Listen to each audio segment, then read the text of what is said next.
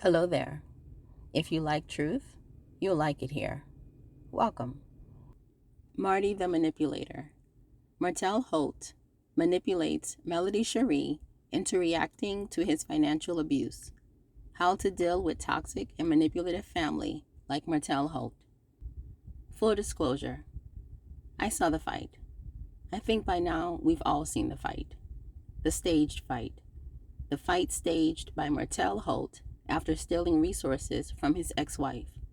Resources she would need to take care of their 4 children after he unceremoniously left her to fend for them by herself, including having to start over and at one time sleep on blow-up beds. Notice how calm he is in the video. It does not fit the mood of what is going on, and his language does not fit what is transpiring. But that's the way he wanted it to be. He wanted it to appear as if he was calm, and his wife was randomly losing it. The only problem is, Martel Holt is dumb as a doorknob, and thinks we are too. He did not think we would bother to listen to what is actually being said in the video. He thought we would just look, see a woman that is clearly upset, out of control, and at her wit's end, and just assume she is a loose cannon who is abusive. Here is what he did not want us to pay attention to. At one point in the video, his ex-wife asks, "Where's the money that you took?" She is alluding to the $30,000 he preemptively took from their bank account when they were going through their divorce. Although they were still technically married, and married people share assets and liabilities until they are held judicially during divorce proceedings, I get the feeling from the video, as well as prior discussion of the $30K and Martel's apparent and alleged trouble he got in with the courts when he wouldn't return the money, that the $30K was not earned by Martel, that it was not his to take. If I am remembering correctly, Melody may have stated that her attorney wanted her to go after the $30K, but she let it go, trusting that God would pay her back, and he did not disappoint. I mean, clearly he did pay her back, and has continued to. My feeling that the $30K was not Martel's to take is further supported by how we've seen Martel struggle, both then, during his divorce, and now, current day. He does not seem capable of making money with any of his ventures. So far, success has eluded him.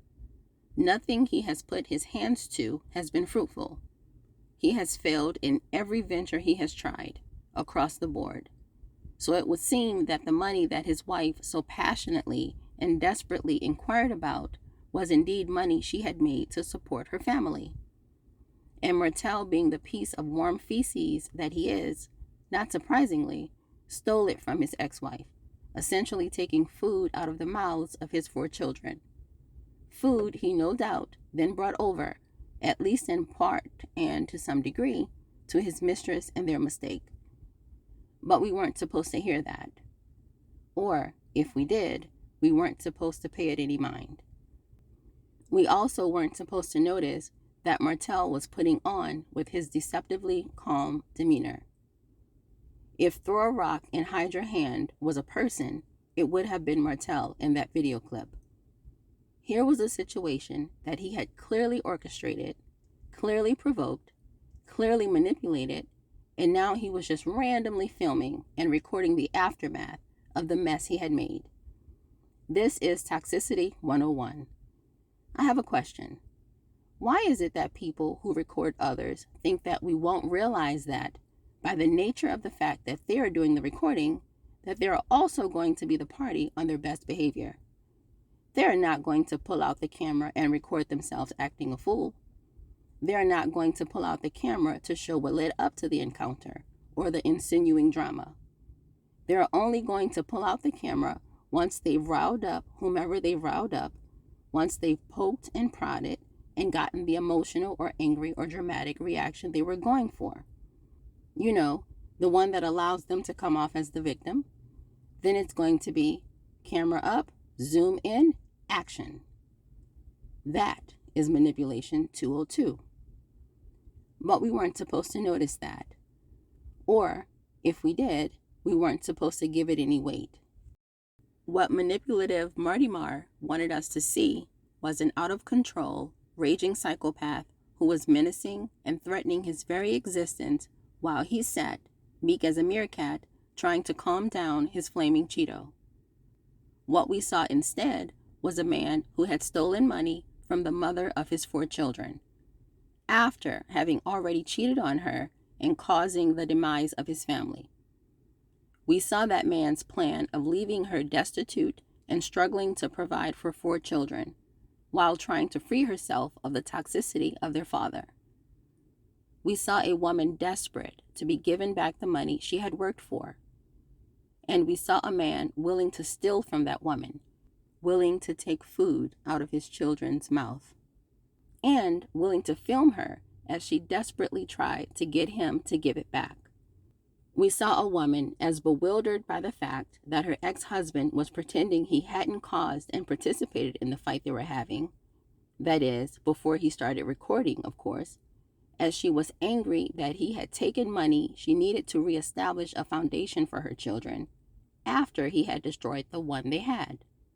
Needless to say, we didn't see an unhinged woman. We saw a man that is even lower than we once thought, and is sinking lower still by the day. We knew he was a liar. We knew he was a bad husband, and many of us knew from the get-go that he was a bad father. But it took some others longer to see it. But now we are all beginning to see that this man is a level of vile that we hadn't quite fully comprehended. We see that he is unlike anything we have ever seen before. We didn't even know such a level existed until this man. We knew he was scum. After all, who would let their mistress taunt their wife? Who would throw the uneducated, ignorant, uncouth, trashy mistress in the face of one's own wife with whom they share a family and this thing called vows before God? Why, yes, the person who would also break those vows is who? The person who is as trashy as the mistress is who? Instead of making us see his ex-wife, Melody Cherie, as abusive, he actually made us see that she can and will fight back, that she can and will stand up for herself. Many of us were concerned that she would not. Many of us saw the mistress taunt her and wanted nothing more than for her or someone, heck, we didn't care who, to go upside the mistress's head. But Melody didn't. And although we admired her restraint, many of us thought that that same restraint was what had allowed her ex-husband to play with her heart, health, and mind for as long as he had. Many of us thought that restraint is what had allowed the mistress to come out of the crack in the ground she came from to taunt and bully his ex-wife. Many of us thought she took too much crap from Dumb and Dumber, from Evil and Eviler. So, with the release of this video, we were now seeing that Melody was done taking the foolishness and willing to fight back. No, she didn't slap the crap out of Martel or his mistress like we would have hoped. She only threatened to ruin the couch. But she did stand up for herself and showed she would not be played with. Old manipulative Marty didn't make us see Melody Cherie as abusive and unhinged. He made us see her as a strong woman who'd had enough. He actually made us like Melody Cherie even more. I didn't think that was possible. We have all experienced manipulators like old Martel Holt. Sometimes they come in the form of a boss, a colleague, a parent, a friend, a sibling, a child, or even a spouse. So what do we do when we encounter them? How do we deal when they're in our families and we can't easily walk away? When we're tired of being pulled by their strings and made to play their game? Well, I'll tell you how. I will tell you exactly what to do.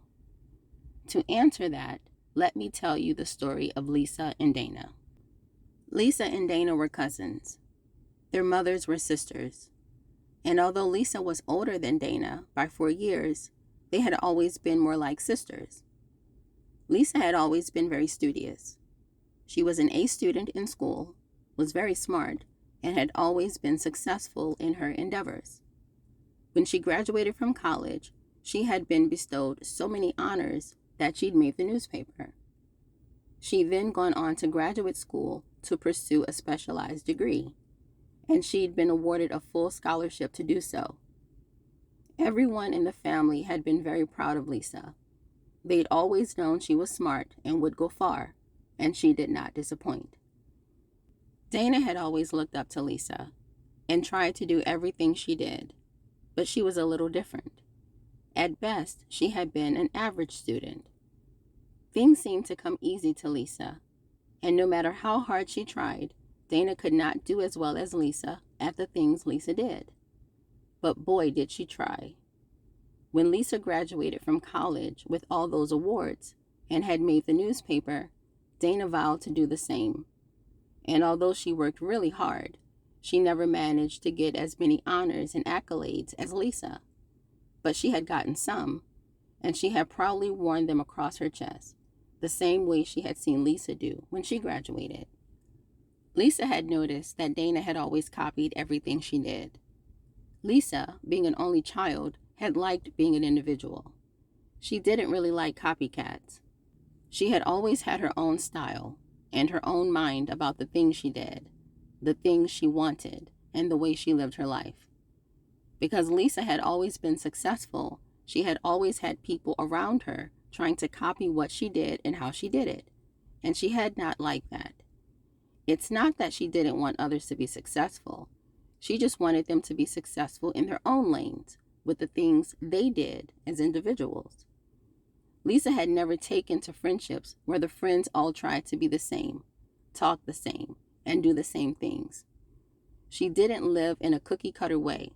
She liked to stand out and express her individual interests, and she absolutely loved it when others did the same, when they unapologetically lived their life as whomever they were. She didn't want her friends to try to be like her.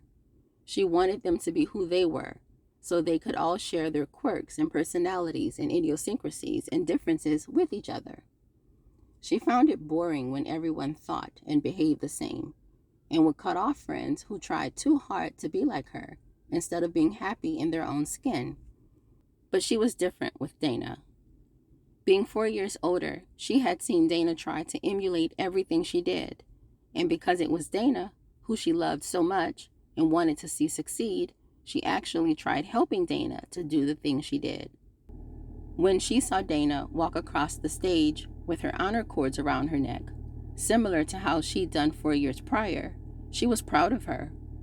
When she saw Dana try to get into the same graduate school that she went to and major in the same subject, she had actually helped her with the application and writing her letter of interest. When Dana was accepted and decided to pursue the same major, Lisa had told her some tricks and tools to use to help her graduate earlier and have a better experience, like which professors to avoid and which classes to take, for example. Lisa had always looked out for Dana in every way that she could, but Dana was still not doing as well as Lisa in life, and it began to make Dana act weirdly towards Lisa. When Lisa had graduated and went on to pursue an even higher degree and graduated, Dana had tried to do the same, but could not get accepted into a program. Dana had done all she could to get into a program like the one Lisa had graduated from, even going so far as to try to enroll in one of those paper mill schools. But even with that, she'd still been turned down. And when she'd finally landed in a school, she had dropped out because she found the work too hard. It wasn't the degree she'd wanted, she had learned. It was the status that the degree had given Lisa that she wanted. When Dana had struggled to find a job, after dropping out of that advanced program and being fired from multiple jobs, Lisa had told her about how to go about finding a good job, a career in fact. She told her exactly what to do and how to do it, based on Lisa's own experience. And after Dana followed Lisa's advice, Dana had landed the job. But she hadn't bothered to acknowledge Lisa's help. When someone had asked Dana, in Lisa's presence, how she'd landed her job, she hadn't mentioned the help Dana had given her at all. She began to give out advice as if she'd done it on her own. Lisa noticed but didn't say anything. Lisa had also begun to notice that every time something good happened for her, Dana had begun to act weird. Lisa always used the word weird because she couldn't quite put a finger on what Dana's behavior was. She couldn't get a handle on it or an understanding of it. She just knew it was weird. When Lisa had bought a home and invited Dana over to see it, Dana had not told her that her new home was nice, but instead had run into the bathroom and locked the door. This was not a run into the bathroom to use it. This was as they were doing a room-by-room tour, when Dana had decided to just run into the bathroom and lock it. When Lisa had knocked on the door and asked Dana to open it, Dana had not responded. When Lisa began to repeatedly knock on the door, Dana still did not respond. About 2 minutes later, Dana unlocked the door and let Lisa in. Lisa did not know what Dana had been doing in her bathroom and why she had locked Lisa out, but she did not make a big deal out of it and had just let it go. Lisa had found Dana's behavior very weird, but hadn't said a word. When Lisa got engaged, then married, Dana had not congratulated her. At the wedding, she had made little snide comments like, "Why are you having an outdoor wedding? There are going to be bugs everywhere." And she complained that there would be birds outside. And apparently, she hated birds. At least now. Lisa had known Dana all of her life and had never heard her say she hated birds. She could remember her mom driving them over an hour away to feed the birds at the lake, and they had loved it. So this new hatred for birds, flying around outside, like they'd been known to do, was news to her. But still, she said nothing. By then, Lisa had grown used to Dana's behavior and had learned to ignore her comments and not expect much from her. She had also stopped hanging out with Dana as much, often turning down invitations from Dana to visit and declining offers of Dana to visit when she lamented that they didn't spend as much time together as they used to. Dana hadn't realized that the limited amount of time that Lisa had been willing to spend with Dana had been on purpose. That Lisa had been purposely limiting and decreasing, and more often than not, downright denying the amount of time they spent together. Lisa had found Dana to be increasingly argumentative and seemed to always be looking for a fight.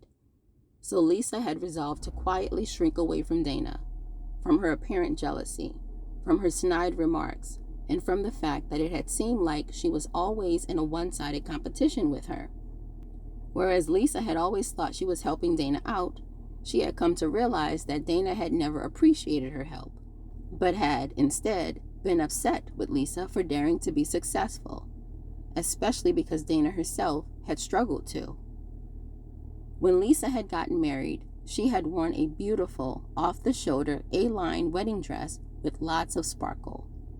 It had a custom cutout along the back that made the dress very distinctive. Dana had told her the dress was pretty, but had also accused Lisa of photoshopping it when she saw how much the dress sparkled in the photographs. Lisa had just ignored the Photoshop accusation, knowing it hadn't been true, and had just decided that that was Dana's weird way of saying that Lisa's dress was pretty and sparkly. Right after Lisa came back from her honeymoon, Dana had told her that she had gotten engaged and was getting married. Lisa was excited for her. She hadn't even known that Dana was seriously dating anyone, but she was nevertheless excited that her little cousin was getting hitched. Dana had asked Lisa to go wedding dress shopping with her, and although Lisa had grown quite comfortable not spending so much time with Dana and would have preferred not to accompany her dress shopping, she went anyway. Dana had pointed out that she had just gotten married and could be helpful to her. She could give her some tips and advice, so Lisa had reluctantly decided to go. By then, Lisa had learned that Dana had never appreciated when she helped her, but she had always had a soft spot for Dana, so since Dana had asked her to go and help, she had decided to do it. She would soon regret her decision. When Lisa got to the wedding dress shop, right as she was about to enter, her aunt, Dana's mom, came out to greet her. When her aunt walked up to her, she conspiratorially whispered to Lisa that Dana was very self-conscious about the dress she had picked out. She explained that Dana did not have much money, that her budget was very, very limited, so she had picked out the best dress she could, based on what she could afford. Dana's mom, Lisa's aunt, had asked Lisa to make sure she was supportive of the dress, and understanding of the fact that Dana had a very small budget to work with.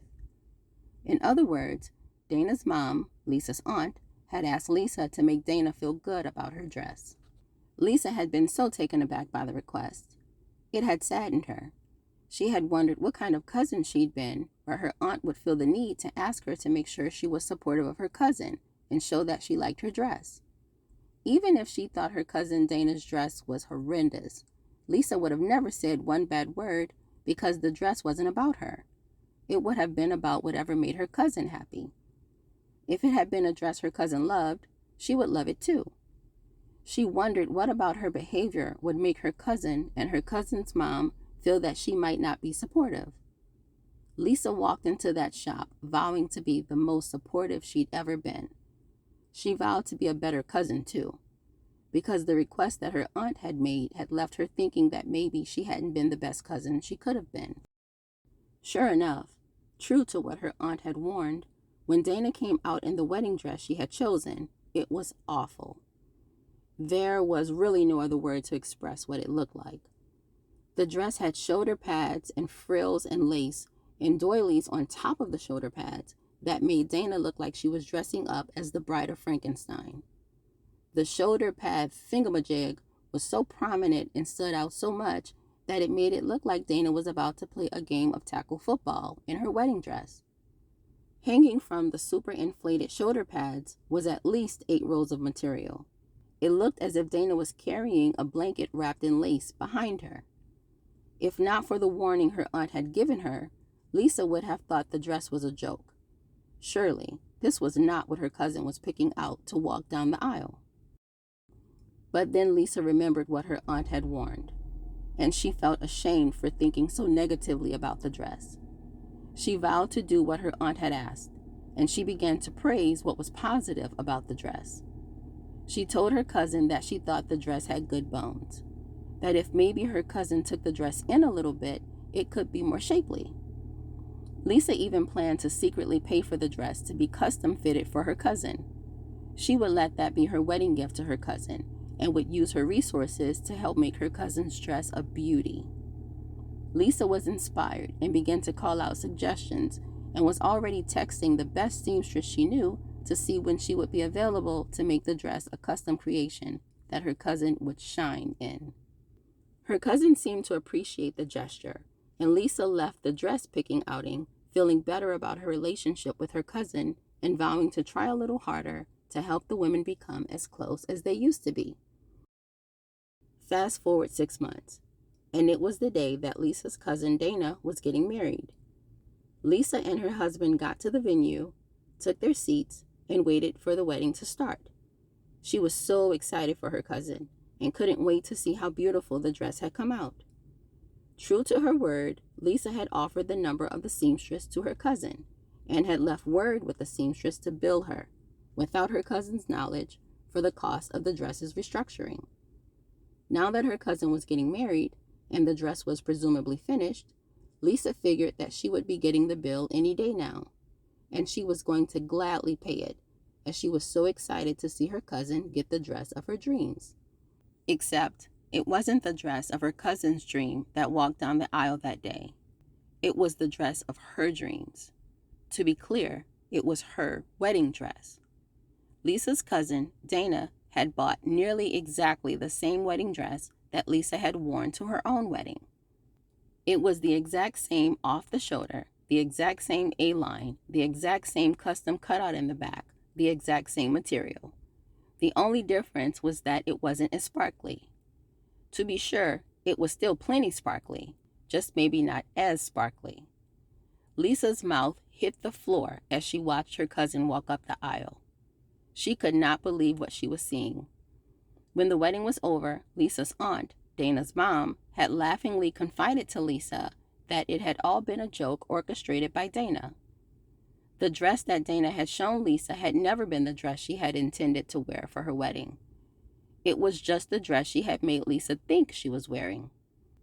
Dana's mom had explained this as if it was a joke that Dana was playing on Lisa, but Lisa didn't understand what was funny about it.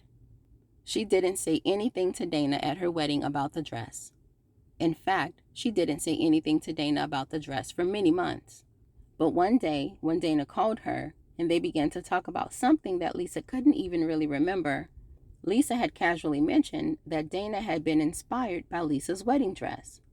She thought that saying she was inspired by her was nicer than saying she was copying her and had stolen what she was doing, which was the actual truth, especially given the fact that her cousin went on to copy many of the things she had initially criticized or made snide remarks about. This set Dana off. Dana insisted that she had not been inspired by Lisa's wedding dress, despite the fact that the dresses were exactly the same, and despite the fact that Dana had seen Lisa in the dress prior to buying or wearing the dress. Dana had still been adamant that she had not copied Lisa's dress. Lisa was equally shocked and upset by Dana's delusions. She used that as an opportunity to finally stand up for herself and asked Dana why throughout the years she had always copied her but had failed to give her credit about whatever it was she was copying. Dana then got really upset and accused Lisa of only being happy for her when she thought she was going to wear the atrocious dress. Lisa nearly fell out of her chair when she heard that. She reminded Dana that the only reason that she had pretended to be excited about the atrocious dress was because Lisa, courtesy of Dana's mom, had been instructed to be supportive and encouraging about the dress. Lisa reminded Dana that Dana had told Lisa exactly how she should react to the dress, and that now that she did that, now that she'd responded exactly how Dana and her mom had asked her to, Dana was accusing her of being happy about the dress because she only wanted to see her in a bad dress. Lisa felt like she was in the Twilight Zone. She could not believe what she was hearing. Although she had not brought it up to Dana at the wedding, she had been told by Dana's mom, her aunt, that it had been Dana's idea to trick Lisa using the ugly dress instead of showing her the actual dress until the wedding.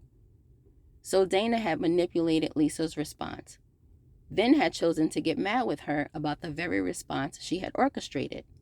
Lisa was beside herself, and Dana was roaring mad. Lisa, not wanting a fight, had decided to end the call with Dana, but days later had tried to make peace with her. She had not wanted to rekindle a relationship, having decided that Dana was truly a head case, and having learned that Dana was envious acting about her accomplishments, she had learned to keep them to herself and keep her distance. But, still, Lisa thought to make peace because she didn't want there to be tension in the family, and being the oldest, and the one used to having to be mature, had tried to call her cousin to talk. Her cousin did not answer.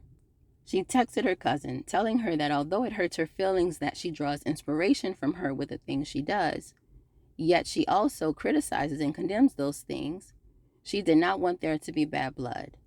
She tried to reason with her cousin that it was okay that she drew inspiration from her, as she always had since their youth, but that it was also okay to acknowledge that.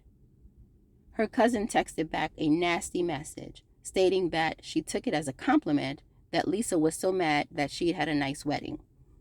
By the way, did I mention that in addition to copying Lisa's dress, Dana had also had her reception outside? Yep. After criticizing her cousin for having an outdoor reception and complaining about the fact that there would be bugs and birds, she'd also had an outdoor reception, just like her cousin.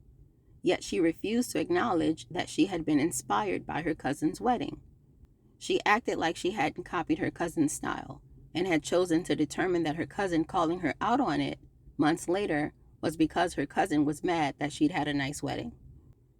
It took Lisa months to realize that what her cousin and her cousin's mom had done was a classic manipulation and gaslighting tactic. Her cousin had created the situation, manipulated the response, then had gotten upset with her for responding in the way she had been manipulated into responding in. If that isn't Martell Holt in this situation, I don't know what is. As it concerns Lisa and Dana, Lisa finally learned that she would need to walk completely away from Dana, and Dana's mom too. In getting angry with Lisa for responding to Dana's manipulation. In other words, Dana getting upset with Lisa because she had accused Lisa of only being happy for her when she thought she had the ugly dress. Lisa realized that Dana had freed her from having to deal with her at all anymore. Usually when Lisa had tried to pull away, Dana had come calling with something she deemed important. Perhaps it was some news about Dana's mom, so Lisa would answer the phone or respond to the text message out of care for her aunt. But that would provide the open door that Dana needed to infiltrate and walk back into Lisa's life. Now, with Dana deciding she was angry with Lisa for standing up to her and calling her out on the behavior she'd done for years, Dana had been the first to stop calling, and it was exactly what Lisa had needed, but would not have done on her own. Not because she hadn't wanted to, but because Dana had always used something or someone to weasel back into her life. Now Lisa was free. Lisa expected that she would be sad when she cut off all contact with Dana and her mom. Dana, of course, wasn't reaching out, as she was still upset about being finally called out. But in years past, it hadn't been uncommon for Dana's mom to start reaching out when Dana was having one of her temper tantrums. This time, though, Lisa didn't take the bait. And when her aunt, Dana's mom, began reaching out in Dana's absence, Lisa had not picked up and had not responded. She used to feel guilty and reach out or at least answer the phone on holidays, even if they hadn't talked for months before then. But this time, even for holidays, she stayed away. And Lisa realized she felt lighter, easier, happier, being completely out of Dana's life and having Dana completely out of hers. Lisa does not plan to ever go back. For one, it would no longer be acceptable for Lisa to turn a blind eye to Dana's behavior. For years, the dynamic between Lisa and Dana was contingent upon Dana being able to use Lisa for what she needed, whether that be inspiration or a punching bag, and to be a good cousin out of a sense of obligation and maturity and a bit of pity for Dana's life circumstances. Lisa had always felt like she had to take it. Now, having been away from that dynamic, Lisa would never go back to it. So she realized that she and Dana wouldn't have had a relationship anyway. Because to have one, it was always necessary that Lisa take whatever Dana dished out to her. That would never be acceptable to her now. Lisa would never go back to that again. Lisa could not be happier. She learned, as do we all eventually, that you cannot deal, even casually, even occasionally, with someone who is toxic. That's like doing hard drugs occasionally, or like drinking to blackout occasionally. Bad behaviors, like bad people, even if ingested occasionally, are still irreparably harmful and can leave long-term lasting damage. It is best to deal with them by not dealing with them at all. Yep, that's my answer to the question of how to deal with toxic and manipulative people. Don't. To be clear, my answer is don't. Do not. Cut them off. Leave them alone. Walk away from them. Or pray they walk away from you if you have some misplaced loyalty towards them or a conditioned acceptance to the trauma they inflict. And that's exactly what Melody must do with manipulative Marty. There will be no managing the crazy, no small doses of manipulation, no acceptable amounts of toxicity. When we see it, we must get away. It's like mercury. It accumulates in your system, building up to a level that can have deadly consequences for your mental health, physical health, and your spiritual and emotional well-being. And if you react to them in the way they are goading you into reacting, in the way they are manipulating you into reacting, for example, if they want to get footage of you seemingly abusing them so they can try to use it against you later, or use the footage of you to make themselves look like the victim, it can have consequences for your freedom. If you find yourself in jail because you've knocked somebody's lights out, or for your financial well-being, if you find yourself getting sued. So it's best to get away. Get all the way away. Double step and never look back. That is the answer for you, for me, for Melody, and for anyone dealing with a toxic and or a manipulative individual. Don't wait for them to wear your wedding dress or steal your $30K and impregnate the world's ditziest human being and dedicate their pathetic life to destroying yours to get out. Get out and get out now. Just leave them to their own devices. Pretty soon, that toxicity will turn inwards on themselves and others they're around. Just look at how well things are turning out for old manipulative Marty Mar. P.S. Last I heard, shortly after her wedding, Dana fell and exploded her knee. She underwent a harrowing surgery and is still in rehab, relearning to use the knee as we speak. I wonder if she slipped under delusions she's been feeding herself throughout her life, or if one of those birds she hates pushed her down. I guess we'll never know. All right, y'all, that's it, and that's all.